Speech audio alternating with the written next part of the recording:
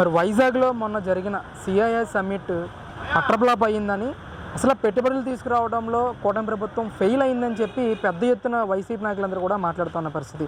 గతంలో జగన్మోహన్ రెడ్డి గారు ఏ కంపెనీలు అయితే ఎంఓయూ చేసుకున్నారో వాళ్ళతోనే ఈరోజు చంద్రబాబు నాయుడు, లోకేష్ ఫోటోలు దిగి ఎంఓయూలు చేసుకున్నారని చెప్పి పెద్ద ఎత్తున మాట్లాడుతున్నారు. దీని మీద మీ అభిప్రాయం ఏంటి? అసలు వీళ్ళకి మొదటి నుంచి కూడా అబద్ధాలు, ఎవడో చేసిందని మేమే చేసామని చెప్పుకోవడం అలవాటు. ప్రజలు ఆల్రెడీ తగిన బుద్ధి చెప్పారు, ప్రతిపక్షం లేకుండా చేశారు.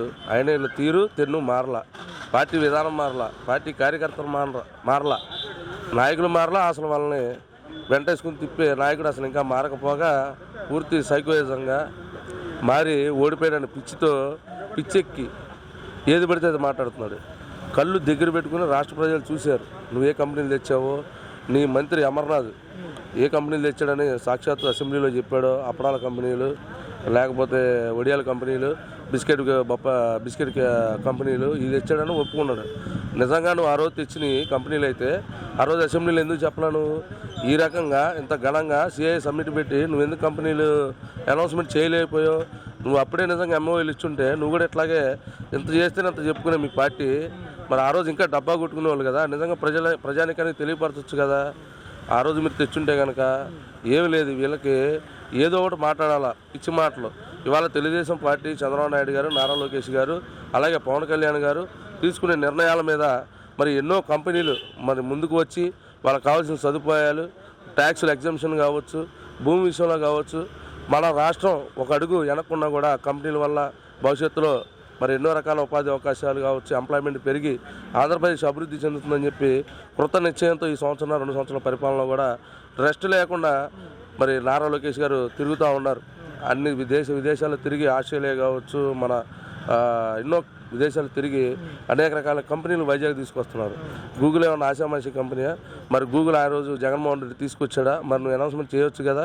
కళ్ళ ముందు కనపడుతుంది. సాక్షాత్తు సీఈఓనే ట్విట్టర్లో పెట్టి ఇక్కడికి వచ్చి వైజాగ్ చాలా బ్యూటిఫుల్ సిటీ అని చెప్పేసి ఆయన నోడుతాయని చెప్పాడు. అది కూడా అబద్ధమేనా?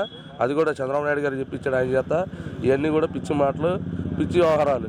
ఈ పిచ్చివాగుడు మారినంతకాలం ఇప్పుడు ఈ 11 కూడా రావు. గెలిస్తే ఈయన కూడా గెలుస్తాడు లేదో తెలియదు. రాష్ట్రంలో అంటే మీరు ముఖ్యంగా లోకేష్ గారు కానీ, చంద్రబాబు నాయుడు గారు కానీ విదేశాలు వెళ్ళి పెట్టుబడిదారులందరినీ కూడా రాష్ట్రానికి తీసుకొచ్చారని మీరు మాట్లాడుతూ ఉన్నారు. ఒకవైపు వైసీపీ నాయకులందరూ కూడా వీళ్ళందరూ కూడా పబ్లిసిటీ స్టంట్ అని, విదేశాల పర్యటనలు మాత్రమే జరిగాయి, కంపెనీలు ఎవరిని కలవలేదని చెప్పేసి వీళ్ళందరూ మాట్లాడుతూ ఉన్నారు. కళ్ళకు కట్టినట్టుగా కనపడుతున్నాయి. ఇవాళ రాజధాని అమరావతి రమ్మని చెప్పండి, అప్పుడు గ్రాఫిక్స్ అన్నారు. నిజంగా కట్టిన చంద్రబాబు నాయుడు గారు తెలుగుదేశం పార్టీ బయటికి చెప్పుకోలేకపోయారు ఆ రోజు. ఇవాళ మేము రమ్మంటున్నాం, చూడమంటున్నాం ఎంత వేగంగా ఎన్ని కంపెనీలు మరి వాళ్ళ కన్స్ట్రక్షన్ చేస్తూ ఉన్నాయో. కర్నూలులో సోలార్ సిటీని చేశారు, కంపెనీలు తీసుకొచ్చారు.